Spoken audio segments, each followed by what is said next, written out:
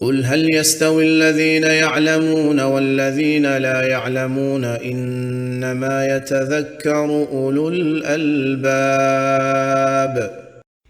بسم الله الرحمن الرحيم. الحمد لله، وأشهد أن لا إله إلا الله وحده لا شريك له، وأشهد أن محمدا عبده ورسوله صلى الله عليه وعلى آله وصحبه وسلم. أما بعد, we resume our lesson in the 6 fundamental principles of Islam, authored by the Imam Muhammad ibn Abdul Wahhab rahmatullahi alayh.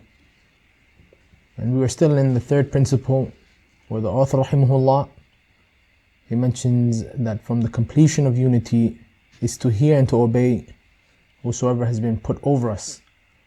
In the previous gathering, towards the end of our lecture, we highlighted that even if the ruler was to fall into disbelief, then the affair of revolting and preparing to overthrow the government is a matter where the ramifications and consequences which will take place due to this must be weighed prior to the revolting.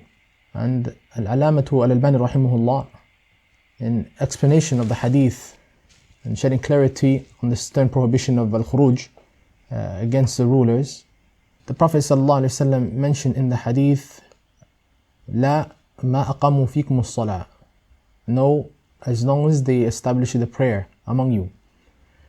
So as long as the prayer is being established, then the khuruj is not to be done, unless there is also al-kufr al-bawah, clear, uninterpretable, definite disbelief which he falls into. So Al-Alama Al-Albani rahimahullah, after striking an example of this clear and definite form of disbelief, he goes on to mention التالي أننا رأينا منهم الكفر الصريح البواح. If we were to see from the ruler, the leader, clear disbelief, uninterpretable, it's definite. He says هل نخرج? Are we to revolt? الجواب هل أنتم مستعدون للخروج? He said the response is, are you prepared to revolt? And what I mean by this is الاستعداد الروحي والاستعداد المعنوي, a physical preparation as well as spiritual, so that there must be a preparation from both standpoints. So he says أنا أقول إذا لم يكن هذان السببان متوفرين في الذين يريدون الخروج على الحاكم الكافر. He says, I say that if these two reasons, they're absent in those who are seeking to revolt against this ruler who's a disbeliever, لا يجوز الخروج, it's not permissible to revolt.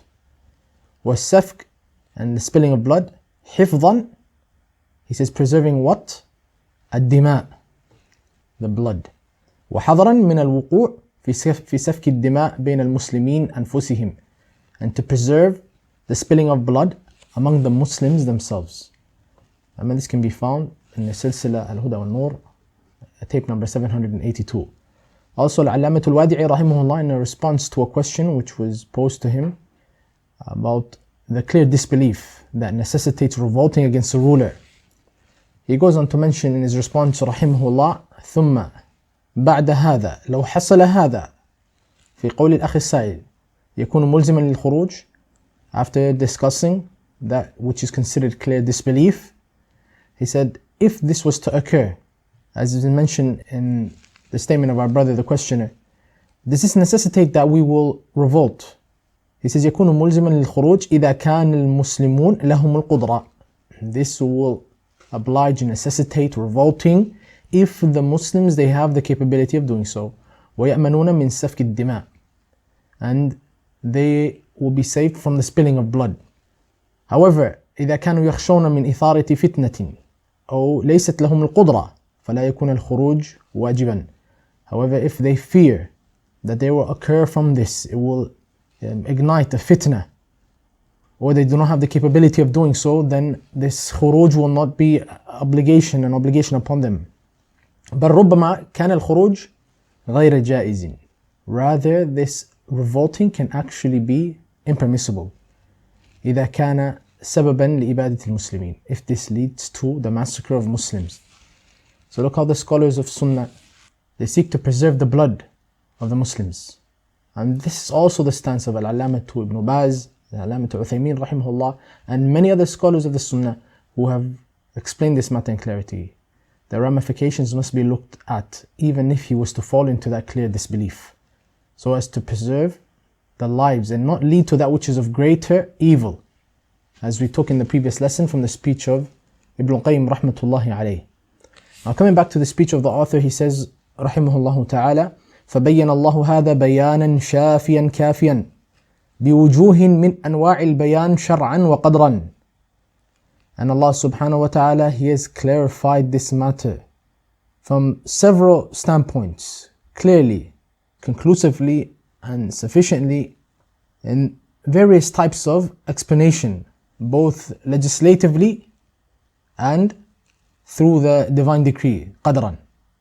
We wanted to just cover this quickly. As you can see, the author rahimahullah, he highlights that Allah Jalla wa Ala, He has clarified the affair of hearing and obeying that Muslim ruler above us from various standpoints and countless angles. And Shaykh Zayd al-Madkhali rahimahullah, when discussing this in his explanation of the Usul al-Sitta, he says, وَهَذَا لَا شَكَّ فِيهِ, this there is no doubt in, as Allah subhanahu wa ta'ala, He has commanded in His book to hear and obey the rulers of the Muslims. And the Prophet sallallahu alaihi wasallam, in a number of ahadith, he has commanded with this and encouraged ala hadha al-asl, the people to cling on to this foundation and principle. وَشَدَّدَ فِيهِ, and he was very stern in this affair. لِأَلَّا يَبْقَى إِشْكَالٌ عَلَى الْأُمَّةِ, so there does not remain any complications among the ummah, في أي عصر, in any time, وفي أي مصر, and in any city, وفي أي زمان, وفي أي مكان, and in any place or any time. Subhanallah.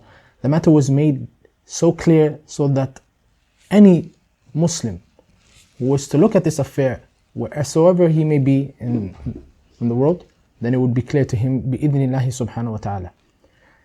As the Shaykh mentions, this has been clarified from various standpoints.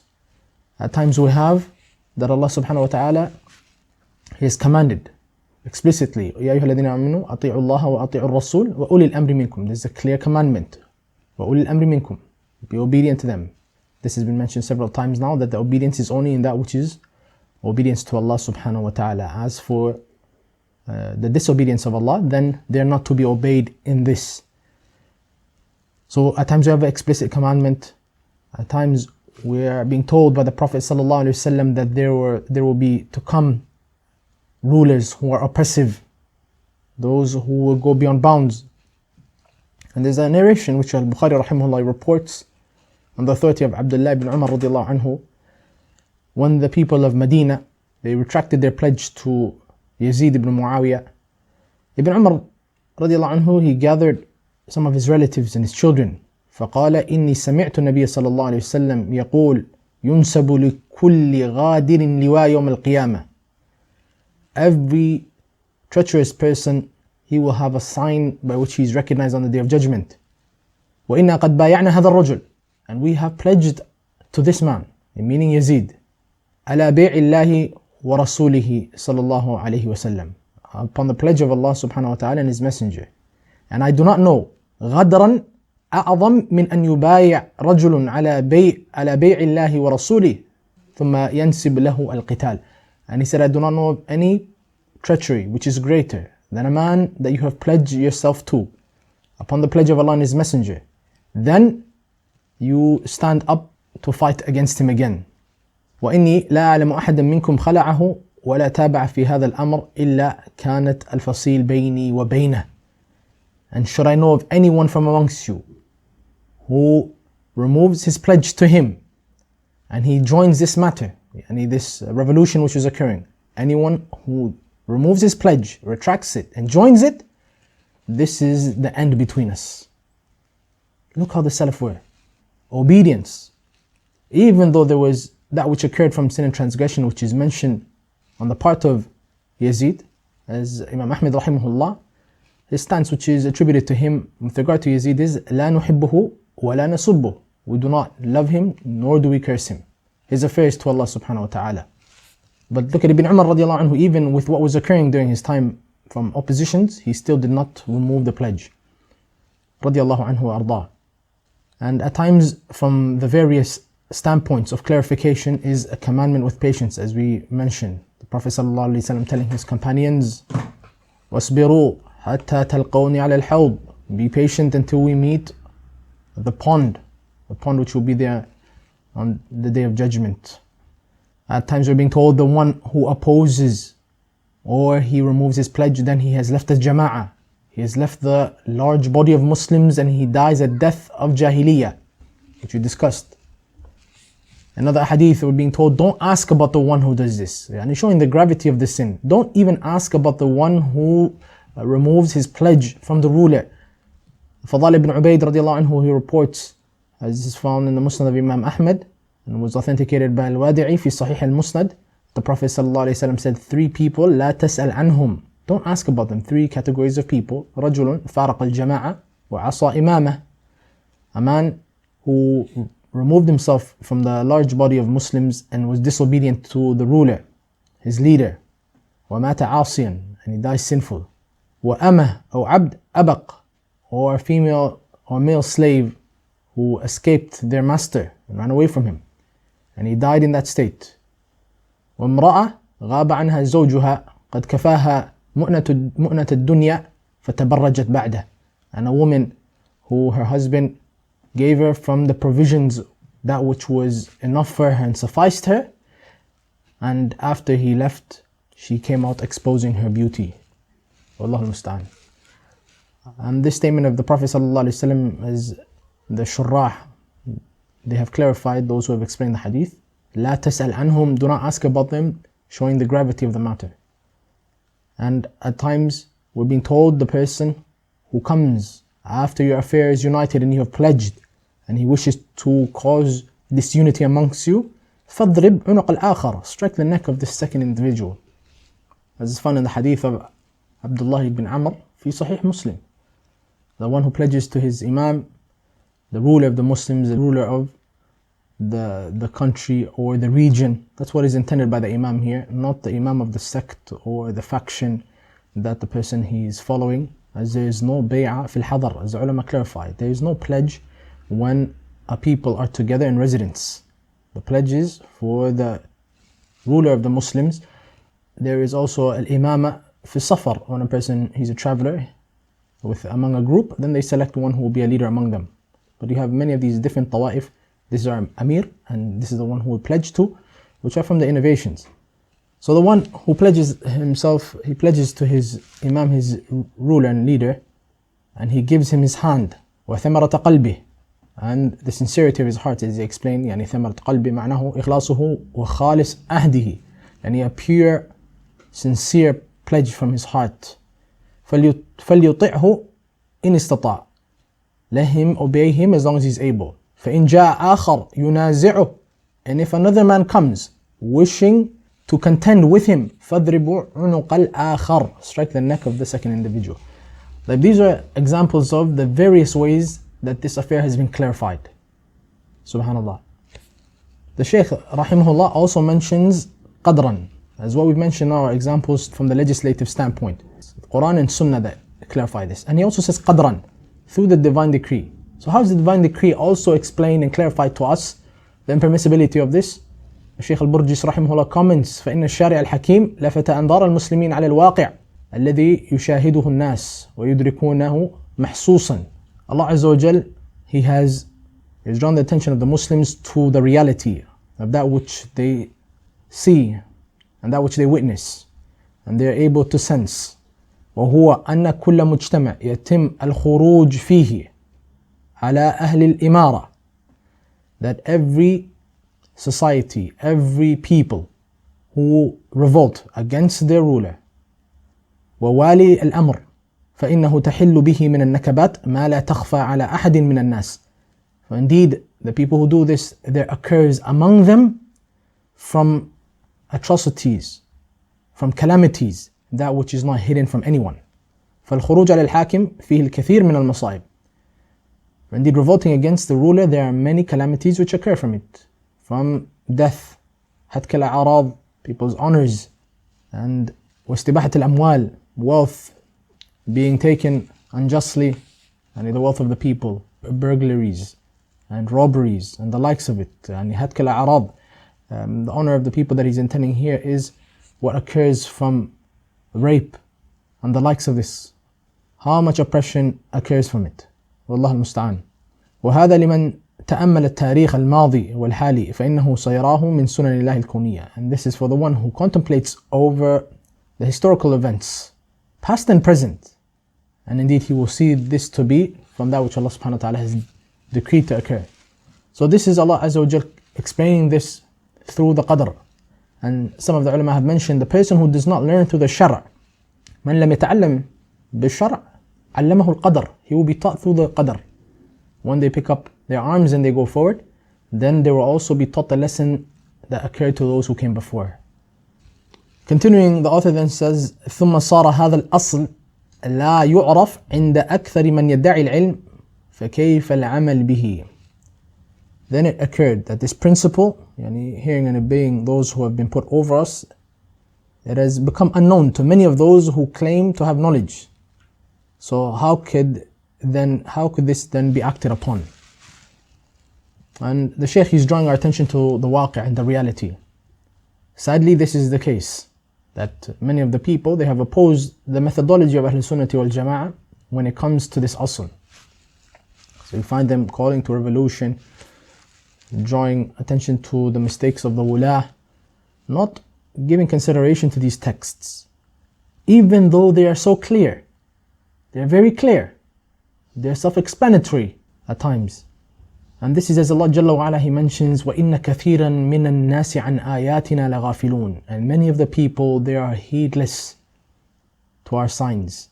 Ibn Kathir rahimahullah, he mentions, لَا يَعْتَعِذُونَ بِهَا وَلَا يَعْتَبِرُونَ. They do not take admonishment from our signs, nor do they even give consideration. Wallahu al-musta'an. And Al-Qurtubi rahimahullah mentions under the ayah, أي معرضون عن تأمل آياتنا والتفكر فيها.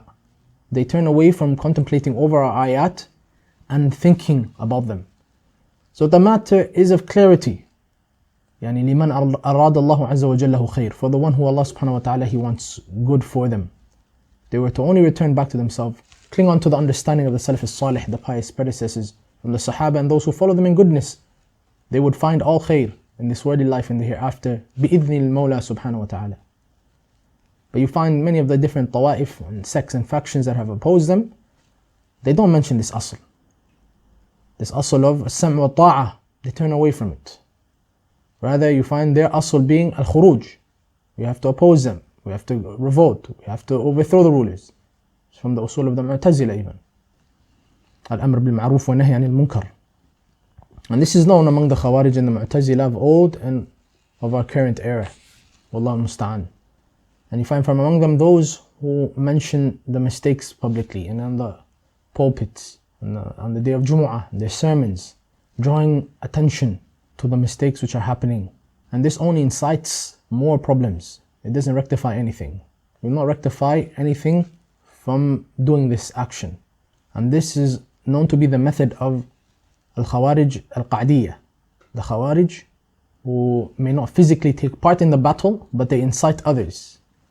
It's important for a person to be wary of them when you find them on the day of Jumu'ah or in their lectures. And this happened, and like this, and in this country, and this ruler, they're doing this. Drawing attention to the faults. This is from the signs that they are known, the Qa'diyah. Wallahu al-musta'an. Al-Hafidh ibn Hajar rahimahullah mentions in Tahdhib al-Tahdhib under the biography of Imran ibn Hattan, who was known to be from them. He quotes rahimahullah some of the statements of the people of knowledge, and then he goes on to mention وَالْقُعَدَ الْخَوَارِجِ كَانُوا لَا يَرَوْنَ السَّيْفِ. Those who sat from the Khawarij, they were not known to go out and fight. بَلْ يُنْكِرُونَ عَلَى الْأُمَرَاءِ الْجَوْرِ. Rather, they used to rebuke the rulers from among them due to the oppression that they did, حسب الطاقة, based on their capability. وَيَدْعُونَ إِلَى رَأْيِهِمْ وَيُزَيِّنُونَ مَعَ ذَلِكَ الْخُرُوجِ وَيُحَسِّنُونَ. And they would beautify and decorate this for the people. It's very important as well to take care of this so the person does not fall into the likes of this. As the Prophet ﷺ, he mentioned in the hadith fi sahih, إِنَّ مِنَ الْبَيَانِ لَسِحْرٍ. Indeed, from clarification, from presentation, there's sihr. And they have mentioned, the ulama, that what is intended by this is a person can be taken by the presentation a person delivers, and he ends up seeing what they're saying to be haqq, even though it is batil. Shaykh Muhammad Aman al-Jami, he further clarifies in his explanation, وَلَا يعني الخروج دائما الخروج بالسلاح. Revolution or revolting, overthrowing, it's not always understood to be done by arms, بل التمرد, rebellion, يعتبر خروجا, is considered to be a form of revolting against the authority.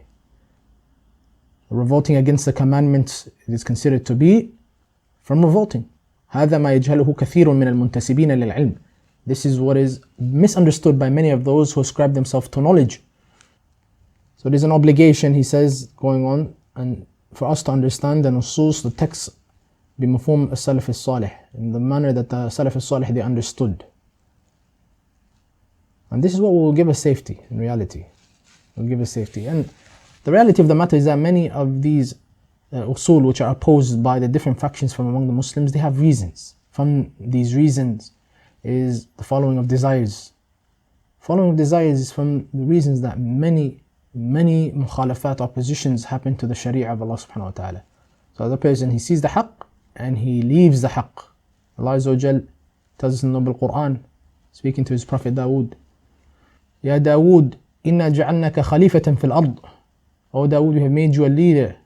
Judge between the people in truth. وَلَا تَتَّبِعِ الْهَوَىٰ فَيُضِلَّكَ عَنْ سَبِيلِ اللَّهِ.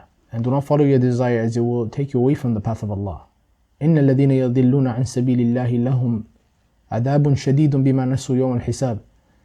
Those who follow their desires, indeed they will have a severe torment for them on the day of judgment. So it is a must that the person يتجرد عن الهوى. Your desires may call you to something which opposes the sharia, but look at the legislation of Allah and what Allah wants from you. Another reason behind this is that a person, he does not want to submit entirely to the sharia, which is also part of following the desires. And Allah has commanded us to enter into Islam wholeheartedly. وَادْخُلُوا فِي السِّلْمِ كَافَةً وَلَا تَتَّبِعُوا خُطُوَاتِ الشَّيْطَانِ. Enter into Islam wholeheartedly and do not follow the footsteps of the shaitan. One of the reasons that lead to them turning away from some of the matters mentioned in the religion is resembling the people who came before. Whether they know it or not, it's a resemblance of the people who came before, and their denial of parts of the legislation which Allah He revealed to them. Allah, He rebuked Banu Israel, saying to them, أَفَتُؤْمِنُونَ بِبَعْضِ الْكِتَابِ وَتَكْفُرُونَ بِبَعْضِ. Do you believe in a part of the book and leave off and disbelieve in another? فَمَا جَزَاءُ مَنْ يَفْعَلُ ذَلِكَ مِنْكُمْ إِلَّا خِزْيٌ فِي الْحَيَاةِ الدُّنْيَا. So what will the reward be for the one who does this from amongst you, except a humiliation in the worldly life? وَيَوْمَ الْقِيَامَةِ يُرَدُّونَ إِلَىٰ أَشَدِّ الْعَذَابِ وَمَا اللَّهُ بِغَافِلٍ عَمَّا تَعْمَلُونَ.